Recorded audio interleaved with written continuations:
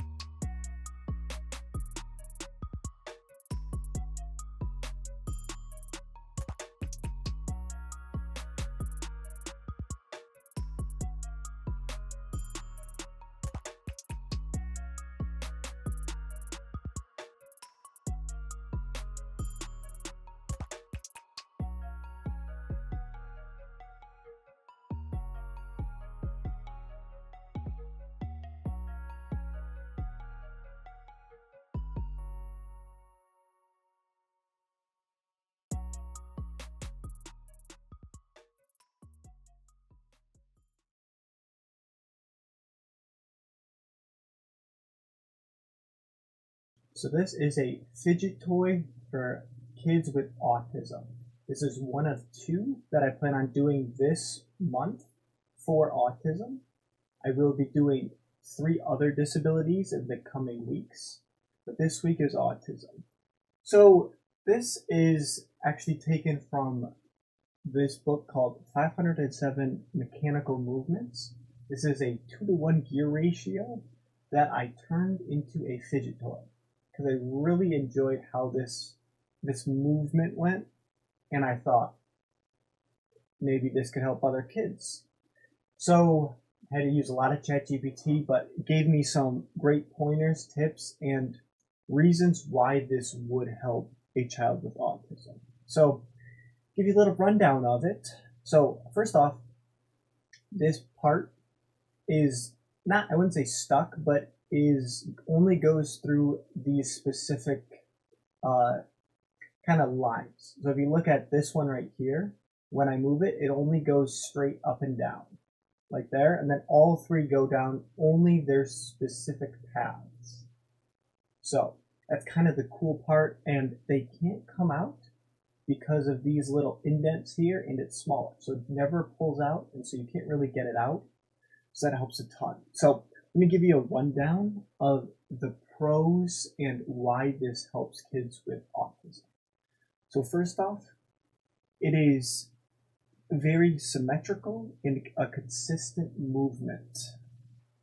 And so it helps kids on the spectrum who often crave repetition, patterns, and structures.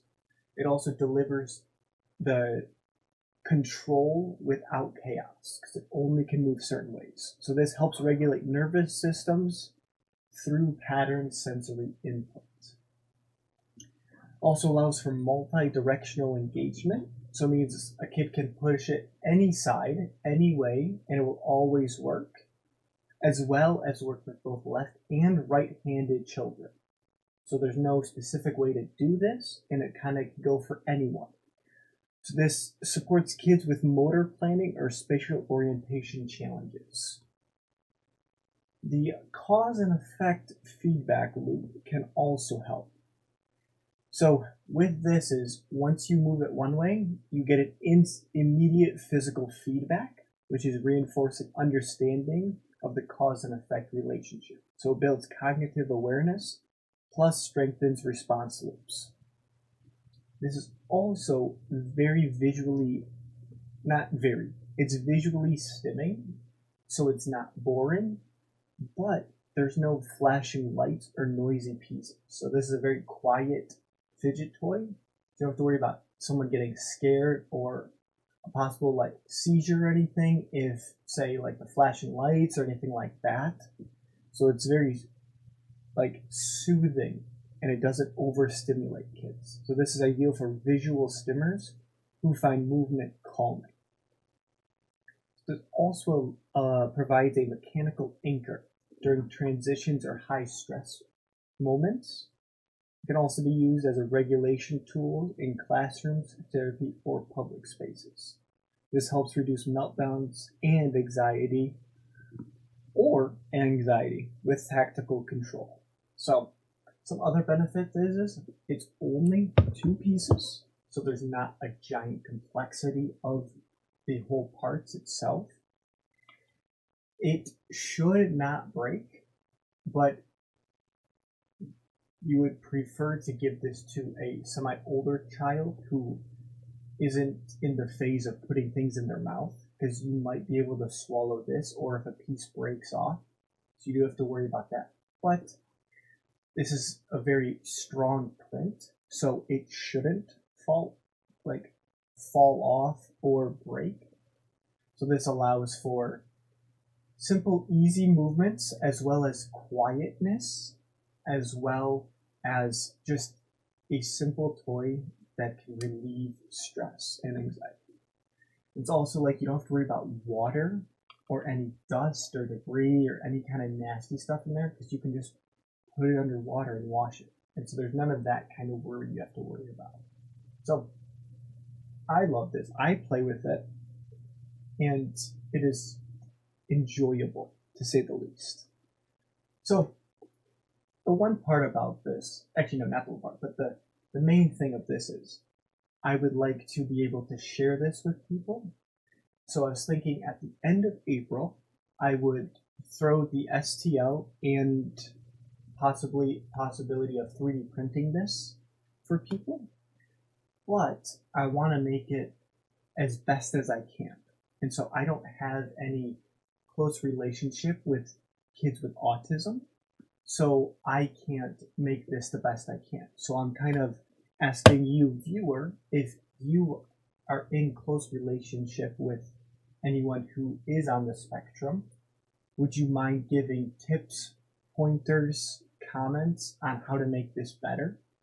So some ideas I had were making these flat pieces, because this doesn't affect the part at all, making it with a different material, or having like bumps, lines, waves, some kind of touch stimulation on there as well. So while they're moving this, they have something to touch. Also, we can do the bottom as well, or possibly add rings around the outside to possibly move or add that other kind of stimulation. So if you have any comments or anything to improve this, please let me know. And I did 3D print this, so I'll show you that next. But thank you very much for watching this. Please leave any comments and enjoy the 3D printed part. Goodbye.